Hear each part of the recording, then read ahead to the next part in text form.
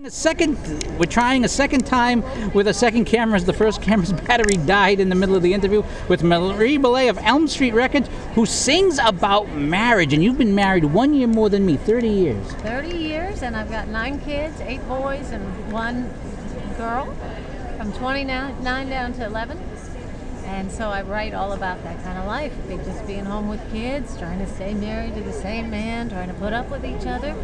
And I've written 7 albums now, so you get started and you can't stop. There's a lot to say.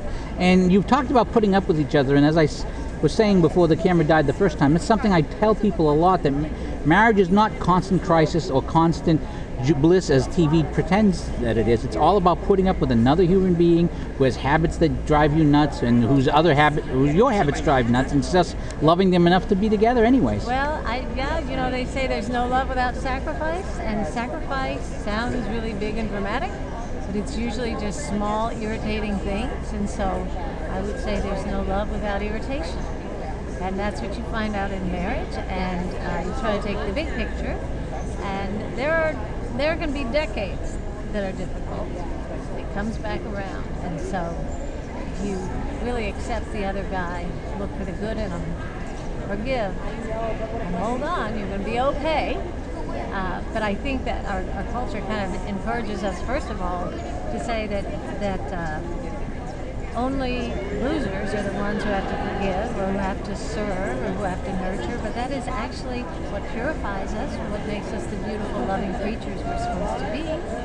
And all of the trouble that comes our way is kind of on the schedule. It's part of the design, because God did not design it to be easy. But like you say, it's usually just the normal everyday stuff that makes the man or makes the woman. It's the real mark of character. It's how do you deal with that? A lot of the boring, irritating stuff, the culture says it's supposed to be big and dramatic. That's all the songs are about: falling in love, falling out of love, breakups, anger, all this kind of stuff. But I just write about the normal everyday stuff.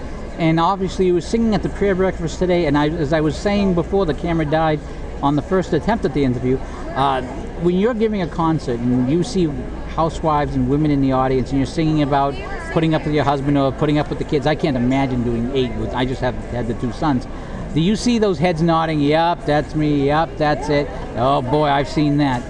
I really do, and I gotta say it makes it all worthwhile for me, because it can be an isolated life, and if you're having difficulty, it's very isolating.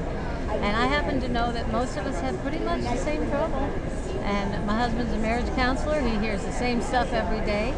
And sometimes there's like this emotional blackmail that women do with each other. Like, if you were living right, you wouldn't be having any trouble. And it's just not true. And so my songs are kind of a way to reach out to other women who may feel very alone. And they need to know that it's normal and that they're not alone. And that all of us have to persevere and ask, the grace of the sacraments helps us get through. And when did you first feel called to do this music ministry, if you consider it a ministry? I do consider it a ministry, but it was never my plan. I didn't start writing songs till I was 35 years old, and that's when I started writing about the reactions I would get from people in the grocery store, because at that time I had, I was working on 6 kids at 35, but even from the time I had just 3, I would get a lot of comments from people in the grocery store, and I started to write about that, because you can't explain beauty to people if they don't see it. They're questioning your beautiful children, and I thought, I'm never sort of able to explain or come back to tell my half of the story. So the songs were a huge relief to me.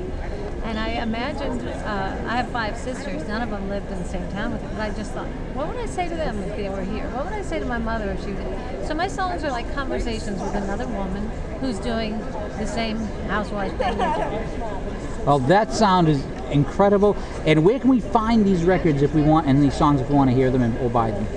Ignatius Press has all of my albums. I also have my own website, mariebellet.com. It's Bellet. And on that website, there's some videos and a description of each of the albums and all the lyrics. If you ever want to, sometimes people want to know, well, what's the real message of the song? So all the lyrics are there. And I love to go out and sing to people at conferences or wherever. Marie Bellet, Elp Street Records, thank you so much for your time, and congratulations on your example of marriage and your example of family. Thank you so much for having me. Thank you. Microphone on.